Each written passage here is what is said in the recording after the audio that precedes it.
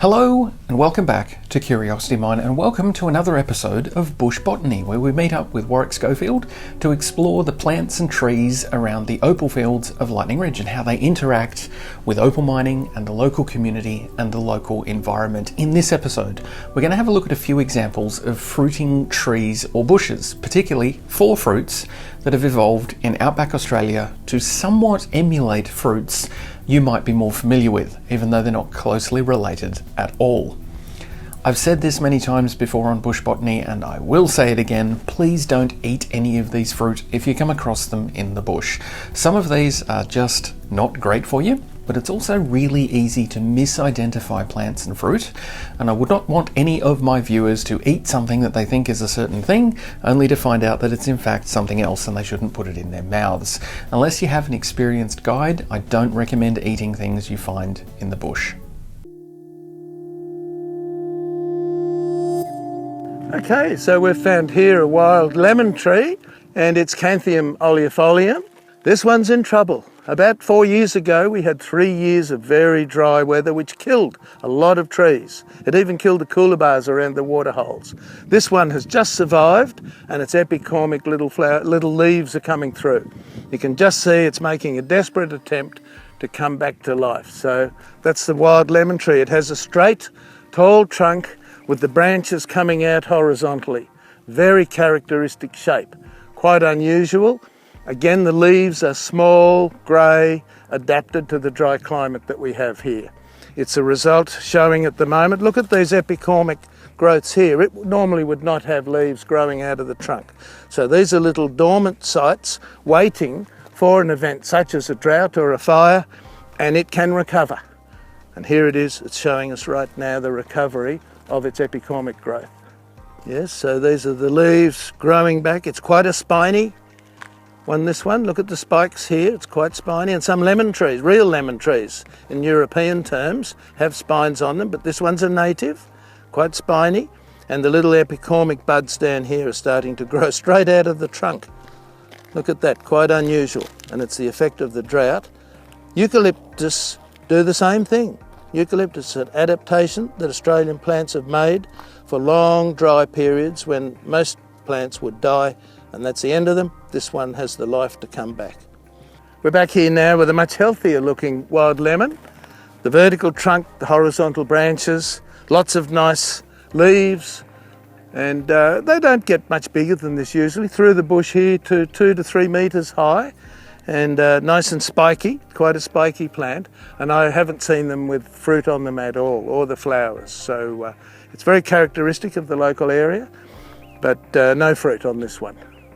The timber from the trunk of the wild lemon is apparently quite desirable as a woodworking material, producing quite a pleasant, warm, speckled texture when polished. Also, the botanical name Canthium oleifolium has been superseded and the plant is now referred to as Sidrax oleifolium. Okay, we have here this morning the wild orange tree, Capparis michelii. It's well known by opal miners because they believe it grows near where there is opal. We've got the flowers, the fruit, and it's a very famous local plant. It's also related to the bush passionfruit, which also has an edible fruit on it. The shape of the tree is what gives us its name. It looks like the citrus orange tree, but has no biological connection. And the bush passionfruit, the same, only has that name because it's a vine. One of the things I really like to talk about in this Bush Botany series is the relationship between the various plant species that survive on the opal fields and how they interact with the opal fields and the opal miners and the opal industry. And the wild orange is really important to talk about because it's long been considered a surface indicator of opal bearing country. It's a very strong belief amongst a lot of very experienced opal miners that seeing wild orange trees growing on the surface of an opal field is at least a good omen for opal mining, if not a surefire indicator that somewhere beneath the ground in that area you'll find precious opal.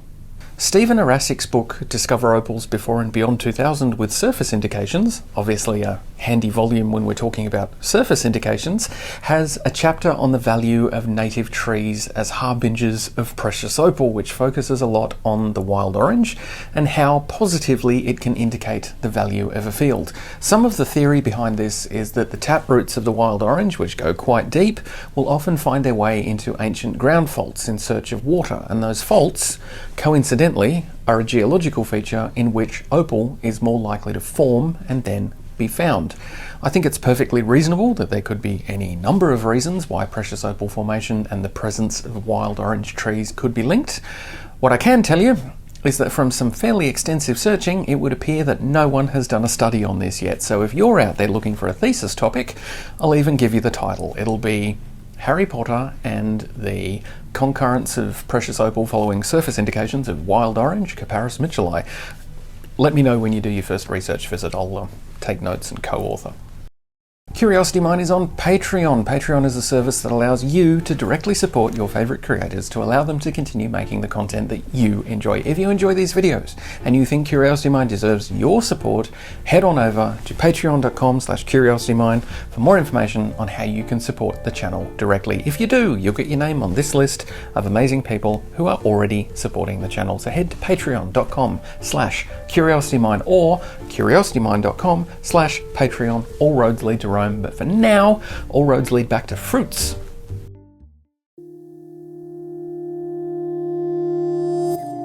So we have here the bush passion fruit, Capparis lasiantha.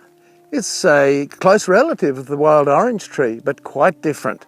It's quite spiky, small leaves, and it grows as a vine, hence the name passion fruit. Nothing to do with the fruit. But the fruit itself are these little yellow fellows with black hard seeds in the middle. That's a bit passion fruit-like, isn't it?